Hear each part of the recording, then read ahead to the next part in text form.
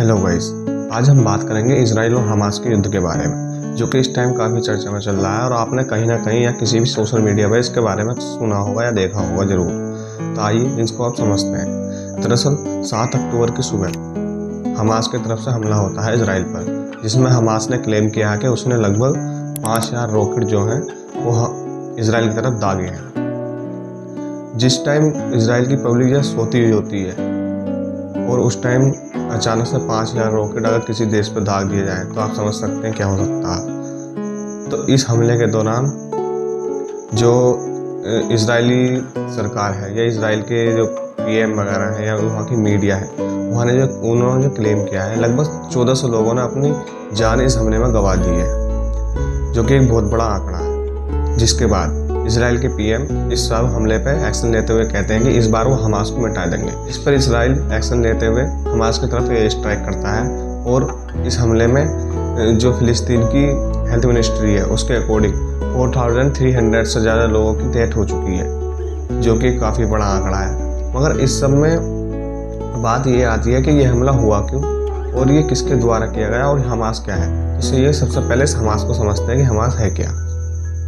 Hamas basically एक आतंकी संगठन है जो कि फिलिस्तीन का एक ग्रुप है या फिलिस्तीन का एक आतंकी संगठन है जो कि जिसने कि 2007 में गाज़ा, जो कि फिलिस्तीन में के अंडर आता है, उस पर शासन कर रहा है 2007 से, और वहाँ की जो कमांड संभाल रहा है गाज़ा की, वो ये फिलिस्तीन के जो आतंकी संगठन है हमास, वही इसकी लीडरशिप कर रहा है। और जो ये सारी प्लानिंग है हमले की, वो जो अटैक की इसराइल पर, वो जो कंडक्ट कराई है हमास ने कराई है, वो भी एक ऑपरेशन के दौरान। अब हम समझते हैं इसराइल और हमास के बीच ये विवाद की सारी जड़ क्या है। दरअसल ये विवाद जब से इसराइल के जो लोग हैं यानी यहूदियों के लिए एक अलग देश की मांग उठी या उनके लिए एक अलग देश बनाया गया, जब से विवाद है।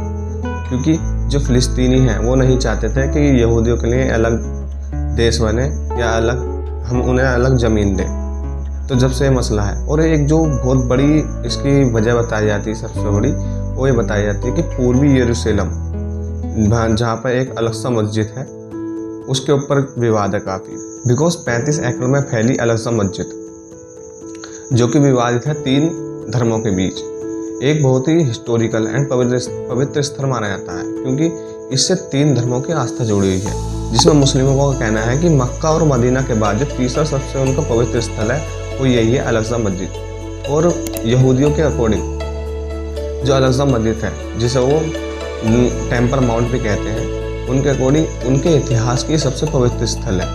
और कहीं ना कहीं इसकी जो आस्था है वो ईसाइयों में भी जुड़ी हुई है।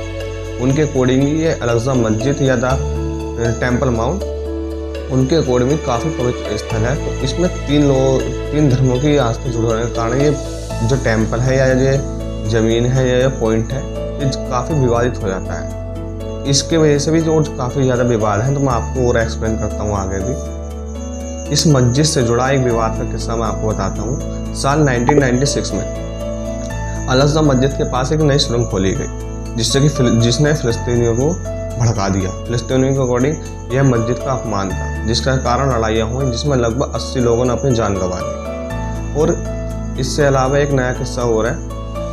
एक बार जब पूर्वी यरूशलेम में स्थित हरम अल शरीफ नामक स्थान, जहाँ पर अल-अक़सा मस्जिद स्थित है, वहाँ पर इजरायली सेना जो है एक तरीके से अटैक कर देती है। तो फिलिस्तीनियों को काफ़ी बुरा लगता है, क्योंकि उनके अकॉर्डिंग उनका पवित्र स्थल पर कोई गोलीबारी करे तो वो कैसे सहनीय हो सकता है। तो इससे भी ज़्यादा लड़ाइयाँ होती हैं और विवाद काफ़ी बढ़ जाता है, जिसमें कि जो बेगुनाह लोग हैं और जिनका कोई इसमें कोई रोल नहीं है, और जो वहाँ पर दर्शन वगैरह करना आते हैं, उनमें भी काफ़ी लड़ाइयाँ होती हैं और काफ़ी लोग अपनी जान गंवा देते हैं। तो इसलिए जो पॉइंट है अल-अक़सा मस्जिद या जो विवाद है, ज़्यादातर ये इसके ऊपर ही माना जाता है, क्योंकि जो इसराइल की आर्मी थी, उन्होंने कभी पहले जो वहाँ पे हरम अल शरीफ नामक स्थान है, जो कि उनको पवित्र स्थान माना जाता है, वहाँ पर हमला किया था, जिसकी वजह से वो विवाद हो ज़्यादा भड़का हुआ। तो बस आज की वीडियो में इतना ही। वीडियो देखने के लिए धन्यवाद।